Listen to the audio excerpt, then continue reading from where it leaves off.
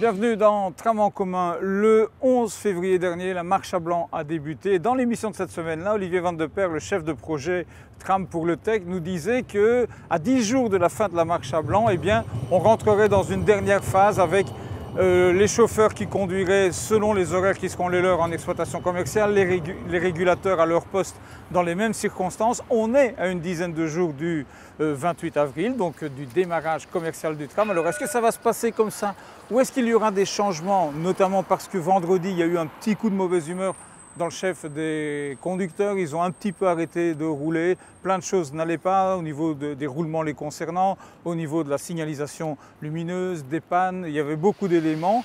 Le fait aussi que c'est compliqué pour eux de tenir les délais, on va voir si tout ça a changé un petit peu le pronostic pour les 10 derniers jours. Et Olivier a des choses à nous dire. Cette semaine, on circule en mode nominal, donc toutes les rames sortent dès le matin et rentrent le soir selon l'horaire de l'exploitation qui est prévu.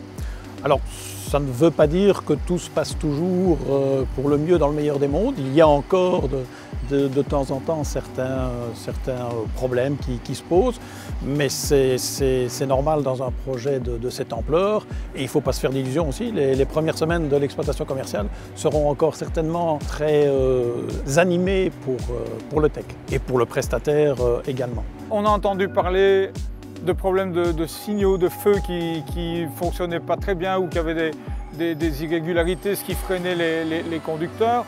D'un autre côté, on entend dire que les conducteurs ne sont pas encore suffisamment aguerris que pour parvenir à tenir les vitesses maximales qu'ils doivent tenir en mode d'exploitation, et ça a une incidence sur la communication avec les feux.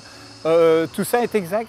Oui, tout ça est exact. Il y a effectivement ce qu'on appelle la signalisation lumineuse de trafic, celle qui règle les potentiels conflits entre le tram et les autres usagers de la route.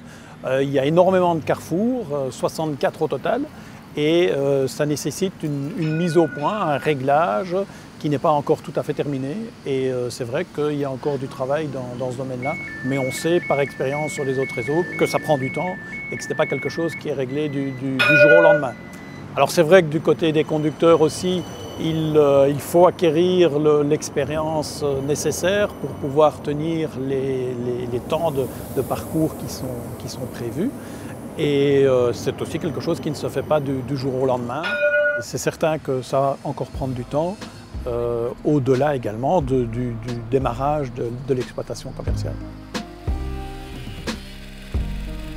Le donneur d'ordre a demandé aux prestataires de ne pas les faire en dehors de l'horaire de nuit, de façon à ne pas perturber trop l'exploitation, parce que ces dernières semaines, c'était devenu tel qu'il y avait énormément de ralentissements sur la ligne et que c'était évidemment difficile pour les conducteurs d'acquérir l'expérience nécessaire avec ces éléments qui perturbaient la circulation.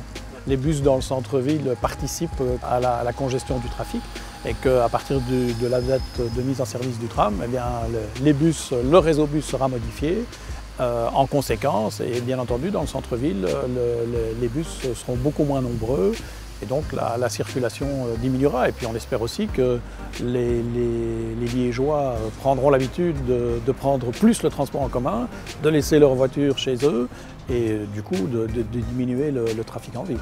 On en vient à ces 10 derniers jours en principe. Alors d'une part, est-ce qu'on est bien à une dizaine de jours de la date de lancement du service commercial, ce fameux 28 avril? Est-ce que aujourd'hui, le choix peut-être, c'est on démarre avec ce que vous soulignez, c'est-à-dire un mode parfois un petit peu pas complètement fini, avec des performances peut-être en deçà de celles qu'elles seront dans quelques mois ou quelques années, ou bien est-ce que potentiellement cette date elle peut être remise en cause? Non, la date elle est fixée au 28 avril, et il y aura encore certains aménagements à faire dans les premières semaines, les premiers mois de l'exploitation, mais la date elle est fixée. On ne peut pas changer ça du jour au lendemain en se disant tout compte fait, on va encore reporter. C'est l'objectif de tout le monde de démarrer le nouveau réseau le 28 avril. Il y a beaucoup de choses à finaliser, c'est certain, aussi bien du côté du prestataire que du côté du donneur d'ordre. Mais dans un projet de cette ampleur, c'est pas étonnant. Les dernières semaines, les derniers jours sont toujours très intenses et les journées seront longues afin d'y arriver et d'être prêt pour le 28 avril. si le trajet d'une extrémité à l'autre ne se fait pas en 30 minutes comme c'est en théorie prévu, c'est un peu plus long, est-ce que c'est grave? C'est pas grave, c'est logique, comme on l'a dit, hein, que les conducteurs doivent se familiariser avec le système. Ça prendra un petit peu plus de temps, mais on exploitera comme ça sans conséquences importantes sur le service rendu. Le tram, on l'a toutes et tous en commun.